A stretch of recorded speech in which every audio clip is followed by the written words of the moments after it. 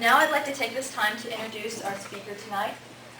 He'll be talking about poultry pollution in Oklahoma, and it will be Attorney General Drew Edmondson.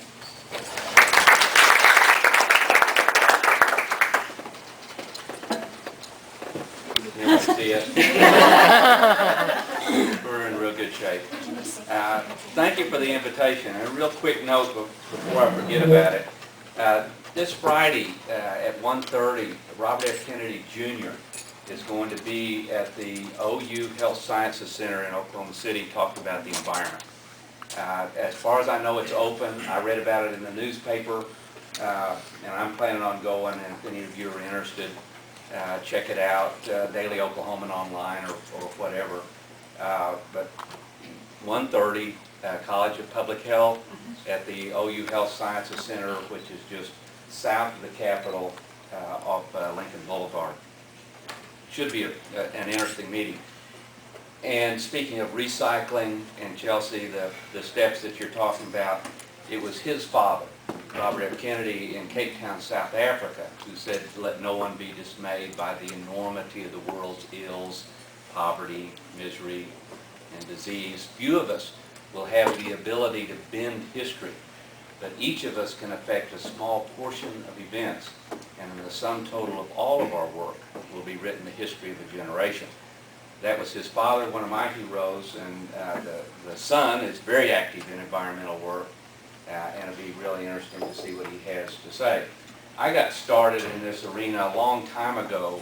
In 1974, I got elected to the Oklahoma legislature. The Speaker of the House was Bill Willis from Tahlequah, and he made me vice chairman of the Environmental Quality Committee of the House. I was brand new. I was not a lawyer. I was a school teacher before I got elected to the legislature. I was over there learning about environmental problems in the state of Oklahoma. Just prior to that was Karen Silkwood's automobile accident that caused her death. The movie Silkwood, Cher and lots of good people were in that. But that was all based on the plutonium plant in Crescent, Oklahoma, just north of Oklahoma City. She was becoming a whistleblower talking about plutonium getting out of the plant and into the community. And then she died in this automobile wreck. A lot of conspiracy theorists still believe that she was murdered. Be that as it may, our committee looked at the whole Silkwood deal. We've got copies of the reports from the Atomic Energy Commission, and we're studying a proposal for state legislation on nuclear facility siting in the state of Oklahoma, whether it ought to go through some kind of process. And there was a bill to have legislative involvement in the siting of a nuclear facility in the state of Oklahoma. Well, I was brand new. Mark Hammonds from Canadian County was the chairman of the committee. I was the co-chair. And that was back in the days when all the chairs and co-chairs were Democrats. You know, that was a long time ago. But I remember those days. Well, we got right up to time to do something, and Mark dropped his own bill. I said, "Well, what in the world's going on here?" And he said, "Well, the legislative reality was this was not going to pass." So he simply didn't bring it out to the floor of the House. I was very disappointed. And it led me to the conclusion that sometimes you can accomplish a lot more with community involvement and people being interested in a problem and taking action on a problem than you can through the legislature. So shortly after that, when there was a proposal in Muskogee to locate a series of nuclear power plants across the Arkansas River at Camp Gruber in what they euphemistically referred to as a nuclear park, and Battelle Pacific Laboratories Northwest came down and did a study and said this would house up to 11 nuclear power plants right there in Muskogee County. And I started reading the report. I was still in the legislature. And one of the things that struck me in the report was that for the cooling towers, for those nuclear facilities, it would require all of the unallocated water in the Arkansas River watershed.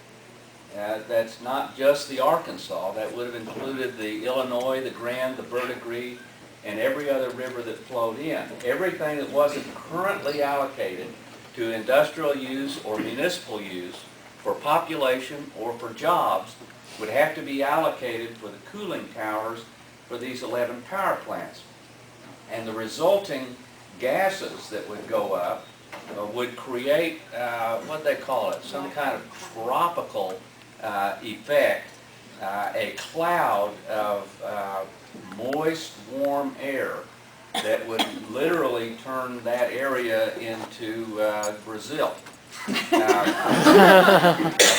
wrong with Brazil, but it would have been a dramatic change in the environment and the atmosphere in that area. And this was a project at one of those rare occasions when the Chamber of Commerce and the local labor council were in absolute full agreement.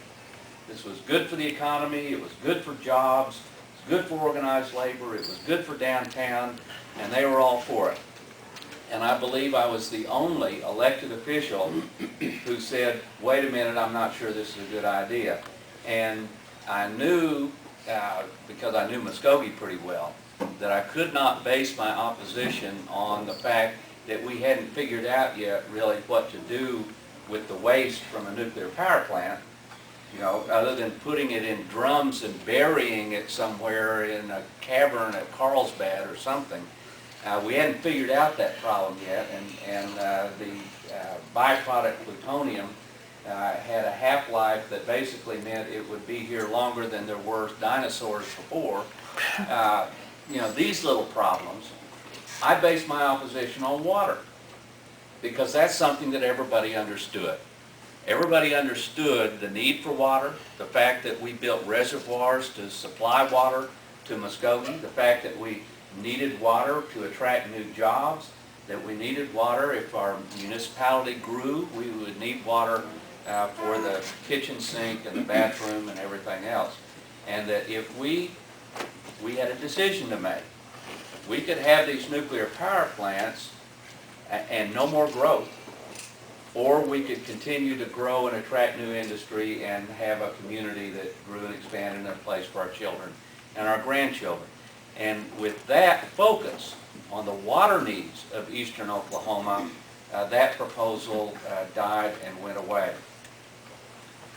We are facing some of those same issues here today, and the importance of water in Oklahoma is becoming more and more evident and more clear. We are in litigation today with the Tarrant Regional Water District at Fort Worth. It's Tarrant County, which is Dallas-Fort Worth, over their application for water from the Kiamichi, Beaver, and Cache Creeks, which all flow into the Red River. The application that they made was for more water than had ever been allocated by the Oklahoma Water Resource Board to all applicants in the history of the state. The reason they were asking for these tributaries was that the water in those tributaries is relatively clean, relatively pure. The Red River, to which they have an absolute right under the Red River Compact, they can take as much water out of the Red River as they want to because it's the border between the two states, but it has a high saline content. And they would have to desalinate it to make it fit for municipal use or industrial use. They wanted the pure water before it flowed into the Red River, and we're in litigation over that today. Interestingly, we're joined in that litigation by Arkansas and Louisiana, because obviously if you take out pure water before it flows into the Red, then the water that flows downstream will be even more saline than it is now. So our downstream states also have an interest in the quality of the Red River and are opposed to this application by the Tarrant Regional Water District.